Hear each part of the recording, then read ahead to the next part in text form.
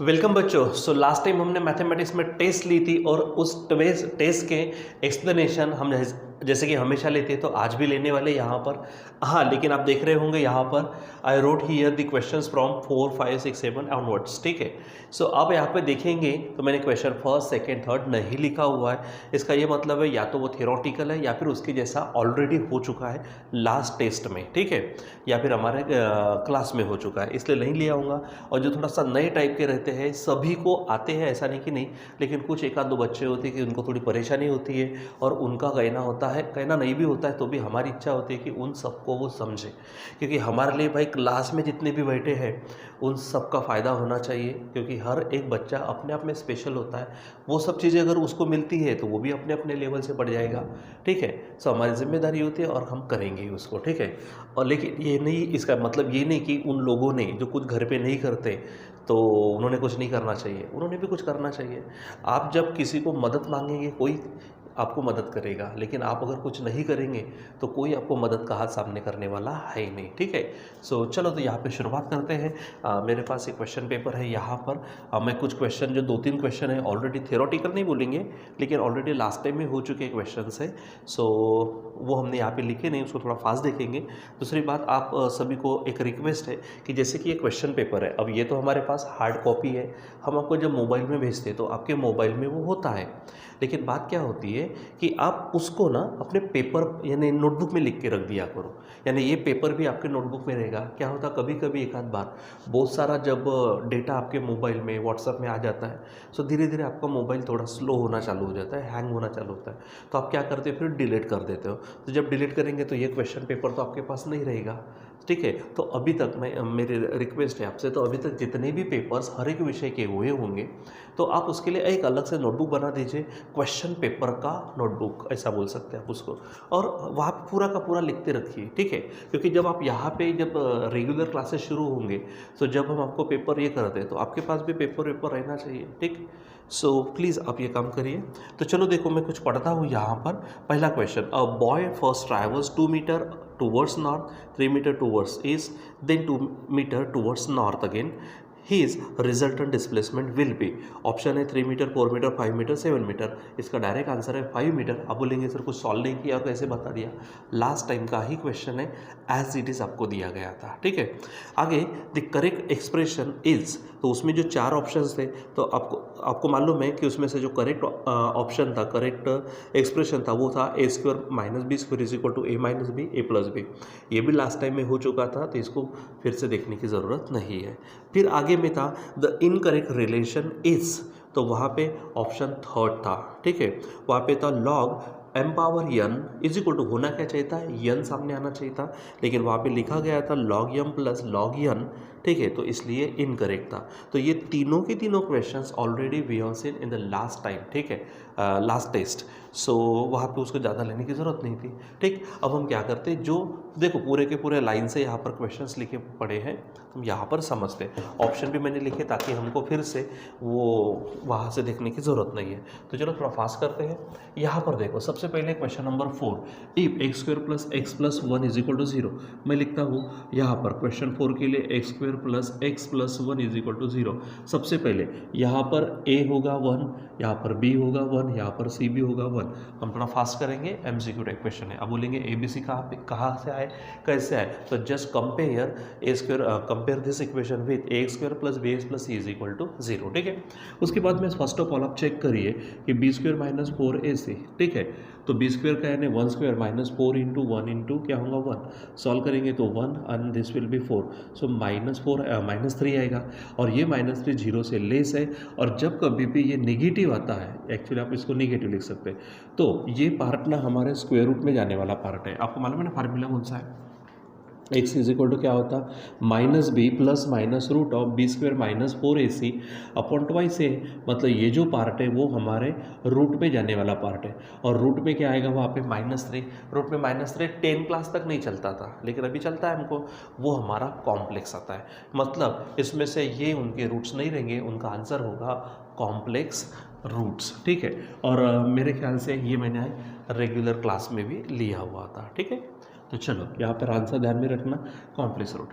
आगे में find the value of i power 226। Actually यहाँ पर हमारे जो ऑपरेटर है, ठीक है, या फिर टाइप करने वाले पेपर, उन्होंने थोड़ी गड़बड़ी की थी, ये क्वेश्चन को थोड़ा सा अच्छा नहीं लिखा था, लेकिन मैंने आपको करेक्शन भी भेजा था, ठीक है।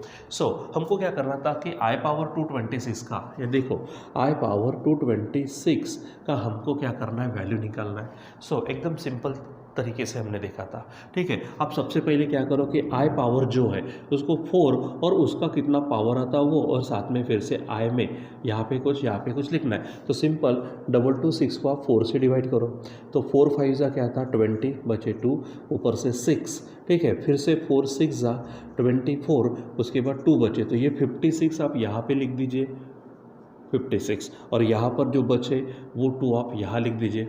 फिर हमने ये देखा हुआ है हमारा पावर्स ऑफ आई इस टॉपिक में ये हुआ है। अगर इनकेस किसी को प्रॉब्लम जाती है तो पावर्स ऑफ आई वाला जो टॉपिक है हमारा, उस वीडियो को प्लीज़ आप देखिए, ठीक है। सो आई पावर 4 का मतलब क्या था, 1 का कोई भी पावर लो तो आंसर 1 ही आता है। अब रही बात आई स्क्वायर की, ठीक है, तो आपको मालूम है आई इज इक्वल टू क्या है, रूट ऑफ -1। अगर मैं स्क्वायर करूँ तो इसका भी स्क्वायर होगा, दैट विल बी -1, ठीक है। सो यहाँ पर आप देखेंगे -1, ठीक है। सो जब हम सॉल्व करेंगे तो टोटल आंसर क्या होगा, एक्चुअली -1। तो यहाँ पर आप देखेंगे हमारा आंसर हो जाएगा -1, रहेगा ध्यान में। सो आप इस तरह से इसको कर सकते हो, ठीक। चलो अब थोड़ा सा हम आगे बढ़ते हैं। देखो क्वेश्चन नंबर 6 में आपके पास क्या है, देखो क्वेश्चन नंबर 6 में real part of Z, R E Z का मतलब रियल पार्ट ऑफ जेड। अब देखो तो यहाँ पर भी क्वेश्चन करेक्शन था, यहाँ पर उन्होंने आई नहीं लिखा था। सो प्लीज़ ध्यान दो, तो ये हमारा रियल पार्ट आता और ये हमारा इमेजिनरी पार्ट आता, तो इसमें बड़ी बात नहीं थी, ठीक है, लेकिन करेक्शन वाला क्वेश्चन था तो इसलिए हमने यहाँ पे देख लिया। तो यहाँ पे हमारा आंसर क्या चाहिए था, √3। This is the real part of Z, क्योंकि आपको मालूम है ना ए इज इक्वल टू क्या है, z is equal to a plus i b बोलो या फिर बी आई बोलो। सो जिसके साथ आई है वो हमारा इमेजिनरी पार्ट और जिसके साथ आई नहीं है वो हमारा रियल पार्ट। तो इसमें से हमारा आंसर कौन सा चाहिए था, √3, मतलब सेकंड आंसर, और ऑप्शन कौन सा चाहिए था, बी चाहिए था, ठीक है। चलो आगे बढ़ते हैं। फिर उसके बाद में हमारे पास आई एम जेड का मतलब क्या है, इमेजिनरी पार्ट ऑफ जेड। तो z is equal to √2i है, मैंने सिंपल कहा था i के साथ जो है वही इमेजिनरी है। अब रही बात इसके साथ में ये नहीं है, देखो ये √2i है प्लस a नहीं है, तो आप उसको 0 ले सकते हो, कोई हरकत नहीं। लेकिन पूछा क्या है उसने, इमेजिनरी पार्ट। सो इमेजिनरी पार्ट कौन सा होगा, √2। सो ऑप्शन होगा हमारा a, ठीक है। चलो अब आगे देखो क्या कहा है, कॉन्जुगेट ऑफ z। सबसे पहले तो z is equal to a plus i b अगर है, सो कॉन्जुगेट को हम z बार से बताते हैं, आपको मालूम हो। तो z बार में करना क्या था, इमेजिनरी पार्ट वाले का साइन चेंज करना था, तो ये इमेजिनरी पार्ट है, ठीक है। सो a साइन चेंज करो तो बी आई, आप इसको आई बी को बी आई लिख सकते हो, ठीक है। सो इमेजिनरी पार्ट वाले का क्या करना है, साइन चेंज। तो इसमें रियल पार्ट का साइन चेंज नहीं होता। अब देखो भला यहाँ पर z इज इक्वल टू क्या दिया है, हियर इट इज़ 5। अब बात क्या है कि 5 दिया, इस 5 को हम 0i लिख सकते हैं। अब इसको अगर मैं z बार लिखूँ, मतलब कॉन्जुगेट अगर लिखता हूँ तो 5 - 0i होगा। फिर से ये 5, क्योंकि माइनस या फिर प्लस 0i लिखा नहीं लिखा फ़र्क नहीं पड़ता। सो एक्चुअली वहाँ पे कुछ बदलाव होने वाला नहीं है। और मैंने आपको बताया था कि वहाँ पर अगर मान लीजिए कि रियल नंबर ही है तो रियल नंबर का कॉन्जुगेट रियल नंबर ही होता है। तो ये वहाँ पर जब हमने कॉन्जुगेट ऑफ जेड यानी कॉन्जुगेट ऑफ कॉम्प्लेक्स नंबर ये टॉपिक देखा होगा, वो वीडियो आपके पास में है, तो आप वहाँ पे क्लिक करिए और सीधा जाइए, वहाँ पे वो भी टॉपिक आप देख लीजिए प्लीज़, ठीक है। So answer will be b, ठीक है, क्या हो जाएगा यहाँ पर, बी होगा। चलो आगे बढ़ते हैं यहाँ पर। और सो हमारे पास मिलता है यहाँ पे Z1।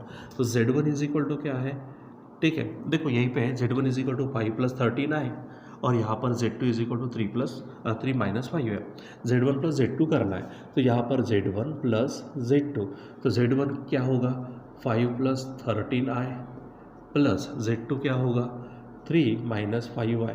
मैंने कहा था एडिशन सब्ट्रैक्शन कैसे करना, रियल पार्ट के साथ रियल पार्ट, इमेजिनरी पार्ट के साथ इमेजिनरी पार्ट। तो यहाँ पे रियल ये दोनों हैं तो 5 + 3 होगा, प्लस यहाँ पर इमेजिनरी पार्ट ये दोनों है तो 13 - 5 साथ में i, this will be 8 plus 30 में से 5 गया तो 8i। So the answer should be 8 + 8i and the answer is number c, यानी एक्चुअली ऑप्शन सी होगा हमारा 8 + 8 आए, ठीक है। उसके बाद में थोड़ा और आगे बढ़ते हैं, उन्होंने कुछ कहा है, देखो लास्ट क्वेश्चन है Z1 है, एक्चुअली Z1 Z2 यानी मल्टीप्लिकेशन करना है आपको यहाँ पर, ठीक है। तो Z1 बताओ, Z1 क्या है 3 + 4i इंटू यहाँ पे Z2 है 3 - 4i। आप सबको मालूम है यहाँ पे a + b a - b का फार्मूला लगता है, ठीक है। सो 3² माइनस क्या होगा 4i का स्क्वायर, 3² 9, 4 का स्क्वायर 16 और i² अभी हमने देखा -1, ये माइनस माइनस प्लस होगा तो 9 + 16 मतलब 25। The answer will be first A, ठीक है। कौन सा आंसर हो जाएगा यहाँ पर हमारे पास में 25, ये हमारा आंसर होगा, ठीक है। सो बच्चों इस प्रकार से क्या करना होता है कि हमको सॉल्व करना होता है। तो आई होप कि जो बच्चों को अगर किसी क्वेश्चन में अगर परेशानी गई होंगी तो उसका वहाँ पे जो डाउट होगा वो भी यहाँ पर क्या हुआ होगा, क्लियर हुआ होगा, ठीक है बच्चों। सो आज के लिए बस इतना ही, बाकी का कंटिन्यू करेंगे हम बाद में। Till then bye.